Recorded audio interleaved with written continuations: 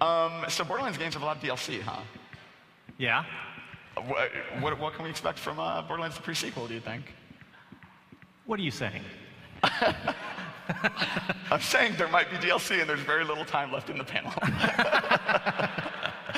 So the most stunning announcement for this panel, Borderlands the pre-sequel, there will be DLC. Yeah.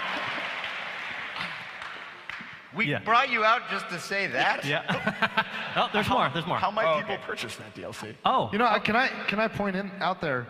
I learned earlier this week that Borderlands the pre-sequel has actually been certified on one of the first-party platforms, and it's imminent that it'll be certified on the other. When that happens, it's officially gold. So Borderlands the pre-sequel is actually complete, and it's now got to go through the manufacturing process and all that, but it's a finished game. Says the wet man and the kiddie pool. And what this means, when we submitted the game for certification, we actually don't have a lot to do. So that's when we say, well, what else should we do? And that's when we dream up DLC.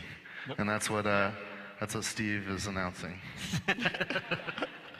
Yes, so focus is turning now to DLC. And you had a great question, Andrew. About purchases.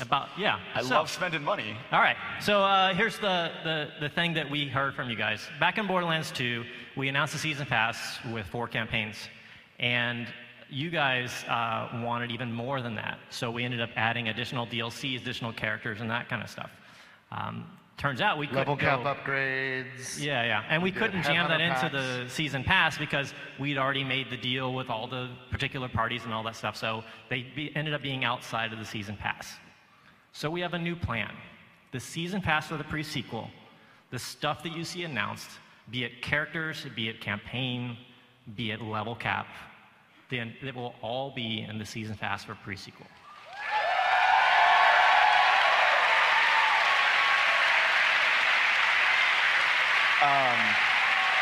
That clock just went up. You know, Randy, you mentioned we're starting to think about some of that stuff. You know, what kind of stuff do you think we might see? Well, one of the first things we started talking about, and I wanted to get your opinion about this. You know, Matt mentioned earlier that I kind of insisted that one of the characters in Borderlands the pre-sequel was Claptrap. And so we're thinking about other characters that we could play. And I really want to play as Handsome Jack, and I want your opinion on this. Because we started playing around with this concept.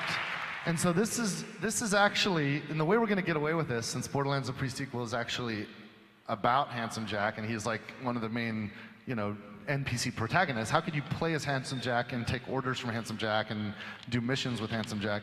So Handsome Jack actually has a bodyguard who he had surgically modified to look exactly like him, who he changed his voice to be exactly like him, and he even has the same abilities and special capabilities as Handsome Jack.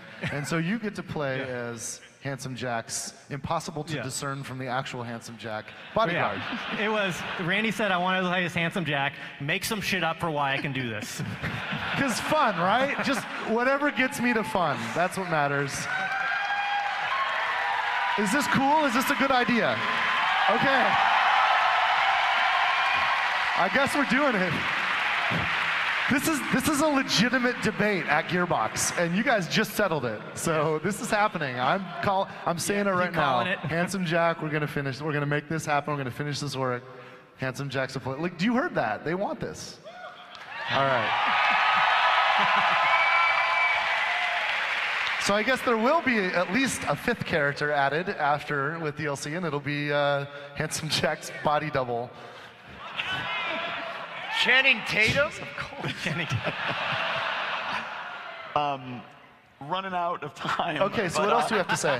I see some people with boxes walking around handing stuff out. Oh, you know what always happens when Gearbox does the main theater? We always give something away, right? So I'm not gonna make you do a speech right now because we're out of time, but let me just tell you, every single person in this room is getting the season pass for free.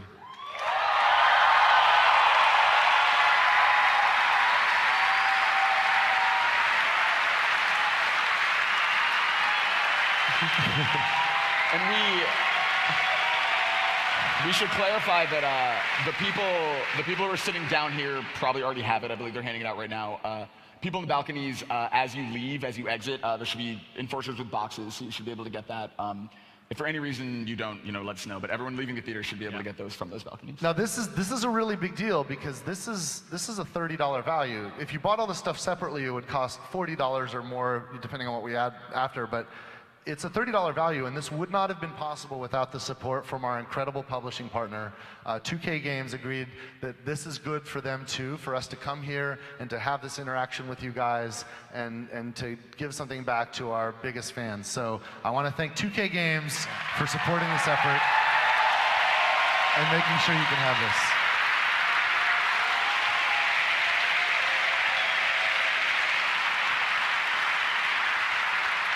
And we are really fortunate to have such great partners in 2K Games because I don't know how many other people would be willing to put up with our shenanigans. So it's really good. The conversation now with 2K is great. Like when they say, okay, so you're doing a panel, and they're like, what are you giving away?